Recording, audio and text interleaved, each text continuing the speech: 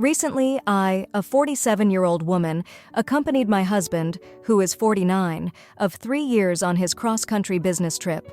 We had a great time and did a lot of sightseeing when he got off from work. We were there for a month and really took in the sights. 2 days before we were to leave, a newly divorced female coworker, who is 38, arrived. She called my husband to ask for information regarding the work they would be doing the next day and which site they would be traveling to. Or so it seemed, that's what the phone call was about. I was sitting in the hotel room listening to a 45-50-minute conversation between my husband and this woman, which went on way too long, in my humble opinion, and had stopped discussing work arrangements about 5 minutes into the conversation. The conversation veered into a different territory. She shared what hotel she was staying at, which turned out to be the same as ours, what side of the hotel she was on, where she was parked, what she was driving, where she liked to eat, food she loves, things she likes to do in her spare time. I finally gave him a look that said, "Enough of that." When he got off the phone, I gave him a lecture about inappropriate conversations between coworkers. He got very defensive and asked if I was insecure. I was immediately put in a position of questioning my perspective. I thought for a moment and decided I was not being insecure. After much discussion between us, I finally cut it off. I stated, "Would you ever expect, encourage, or support that conversation with the subtle intonation and perceived flirting from the other side of the phone to come out of my mouth if I was talking to a married man, and for that long?" He looked dumbfounded. It probably dawned on him what was actually happening, and dawned on him even harder that I was not going to tolerate it. Not one bit. The next day, she drove him to the work site. I lost my temper, but remained calm. They parked her car and walked up to the hotel together. We met out front as my husband and I were going to go to dinner. We all chatted a bit. We discussed some decent restaurants in the area. Then my husband excused himself to get a file she would need for the next day. As we were leaving the next day, I asked if she wanted any of our unopened leftover snacks, paper goods, etc. She said she thought that would be a great idea. Then I looked her dead in the eyes and told her, "We've got so much stuff left over. Cheese, crackers, unopened food. There's quite a bit that should hold you over for at least a week. I'll share just about anything with you, but I won't share my husband." She looked like she had been caught with her hand in the cookie jar. She stood frozen in time, and I refused to look away. My husband arrived with the file, and she excused herself. That night, as my husband and I were packing, I encouraged him to call her room and ask if she wanted anything we had that hadn't been opened or used. She politely declined. I'm also a divorced woman. I know the perception people may have. It's also exactly why I would never talk to a married man for anything other than a professional exchange of information, and certainly wouldn't have allowed the conversation to progress past the point of a professional nature. Most certainly not for nearly an hour.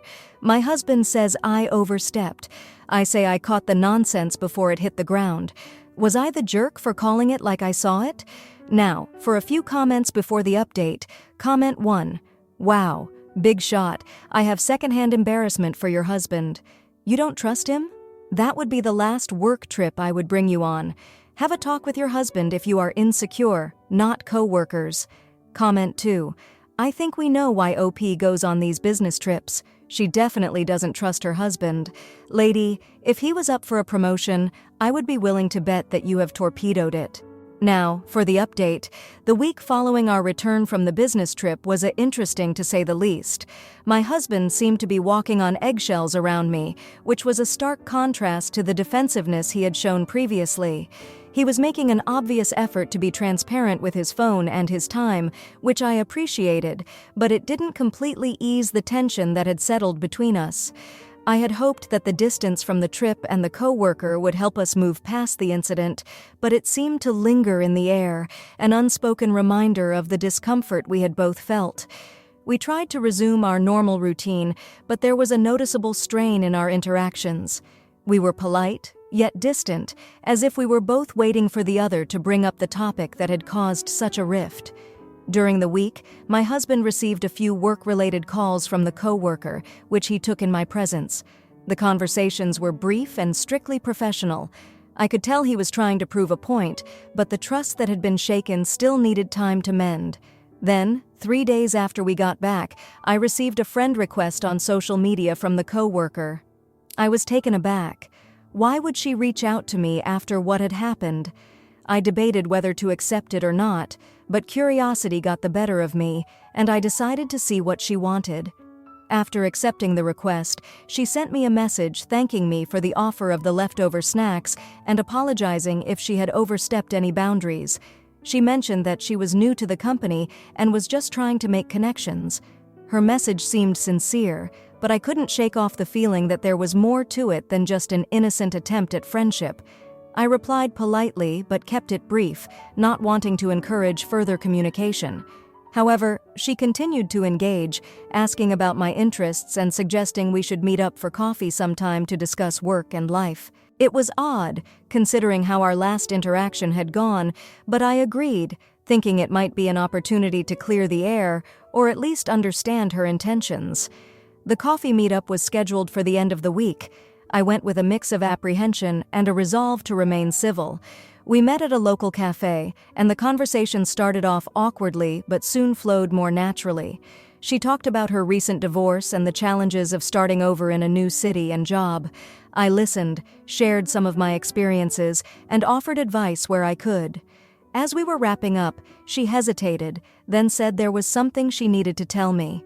She confessed that she had developed a bit of a crush on my husband during the trip, but assured me that after our confrontation, she realized it was inappropriate and would never act on it.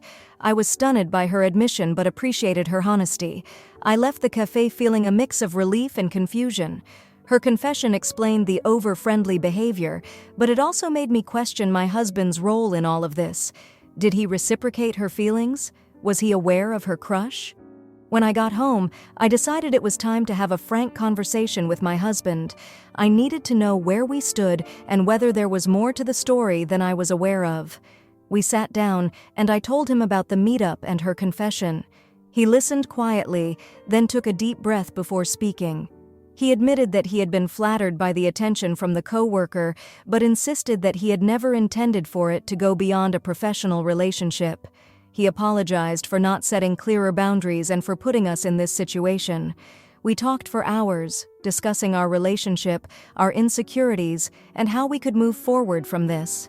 It was a difficult but necessary conversation, and by the end of it, I felt like we had made some progress in rebuilding our trust. However, just as I was starting to feel like we could put this behind us, my husband's phone buzzed with a new message. He checked it, and his face went pale. He showed me the screen, and there it was, a message from the coworker that read, "I'm sorry, I can't keep this to myself any longer. Your husband and I have a history that predates this job." I stared at the message, my mind racing. A history? What did she mean? How could they have a history if she was new to the company? My husband looked just as shocked as I felt, and I realized that this revelation raised more questions than it answered. What was going on? Now, for the comments. Comment 1. Hey, it sounds like you're in a tough spot, but communication is key. Maybe consider couples therapy to address the trust issues and insecurities that have surfaced. It's a constructive way to work through this together and can really help strengthen your relationship. Comment 2. I've been there, and it's rough. My partner's coworker was a bit too friendly once, and it took us a while to navigate that. We set clear boundaries and had open discussions about what made us uncomfortable. It's a process, but it helped us move forward. Hang in there. Now, for the next story. My husband and I, man and woman in our 30s, got married in 2019 on the 27th day. His parents moved in with us on the 28th. My husband asked me to marry him after 3 years of dating. We didn't have a big wedding, just went to the courthouse and got married on a Friday afternoon after work. The same week he asked me to marry him, his parents were getting evicted from their third apartment complex for unknown reasons. They haven't told me about the eviction to this day. I found out from another family member who made the comment, "Since y'all are living with them." Of course, I had to correct that statement and said, "Excuse me, they are living with us."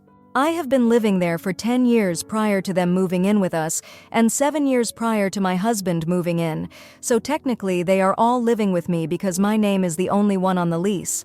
One day after we got married, they moved in with us. The same week my husband asked me to marry him, they called us over because they wanted to talk to us. My husband's dad asked if they could move in with us for a couple of months until they got back on their feet. He said they could pay half of the bills, and I said, "You just worry about getting back on your feet." Well, it has now been 4 years, and they are still here. They didn't start giving any money, not that any was expected, until my husband ended up having a major heart attack and was hospitalized for over 2 weeks. Then he had another heart attack and was hospitalized for 3 weeks.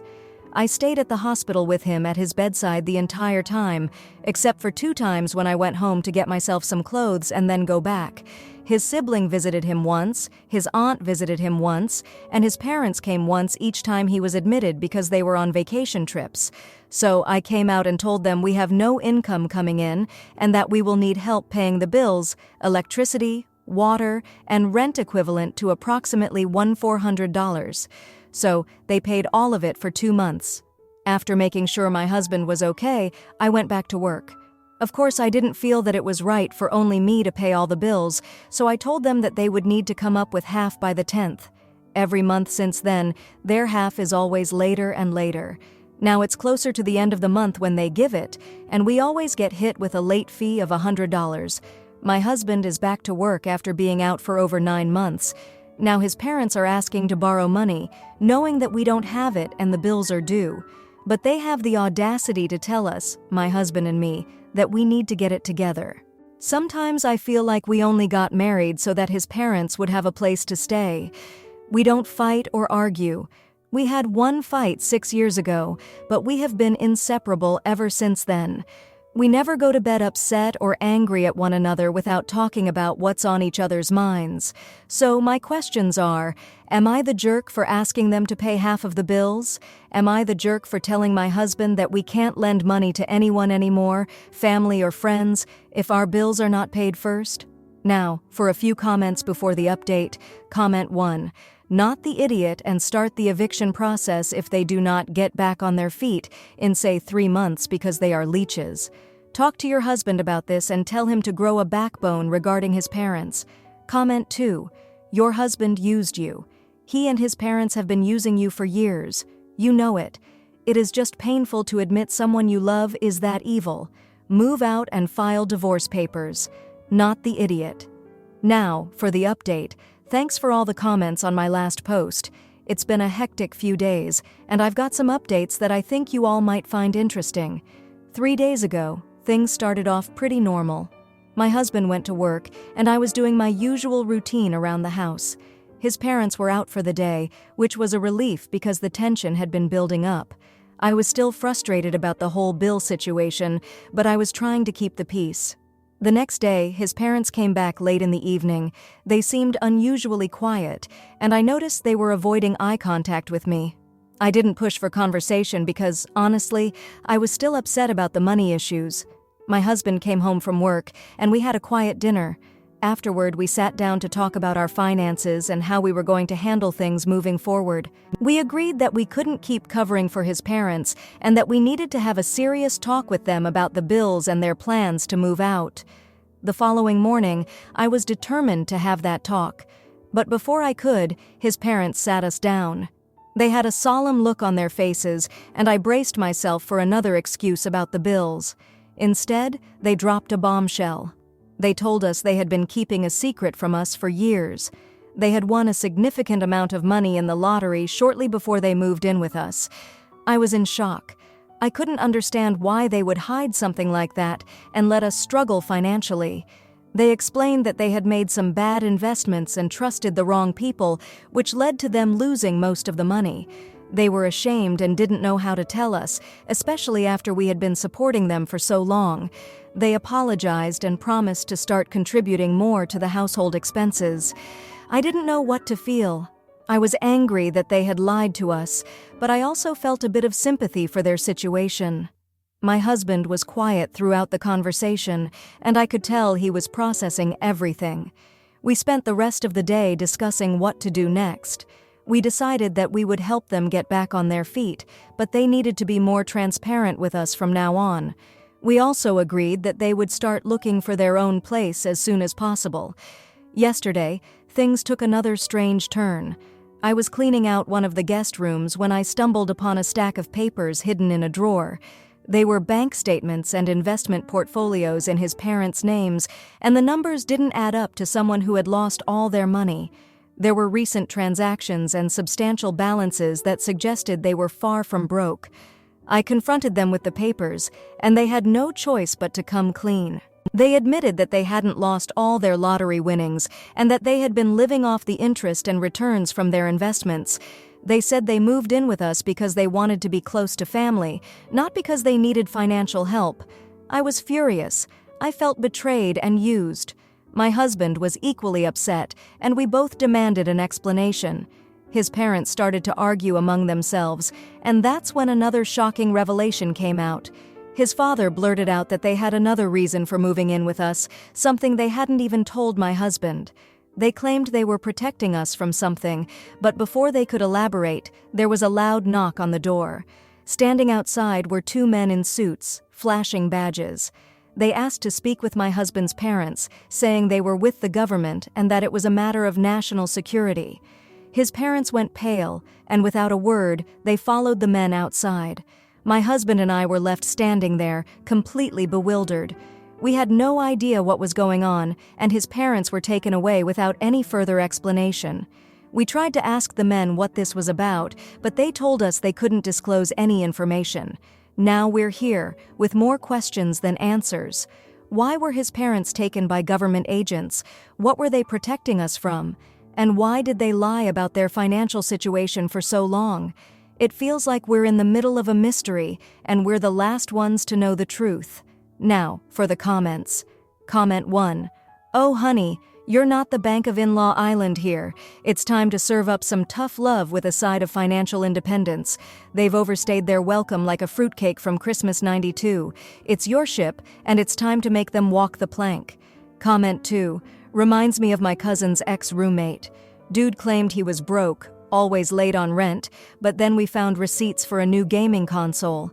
Confrontation City. Turns out he was stashing cash for a secret project. Spoiler, it was a failed YouTube channel. Trust your gut and protect your wallet. If you liked this video, you'll probably like these too. Also, while you're here, please consider subscribing. It's your support that keeps this channel alive and allows me to make better and longer videos. Have a great day.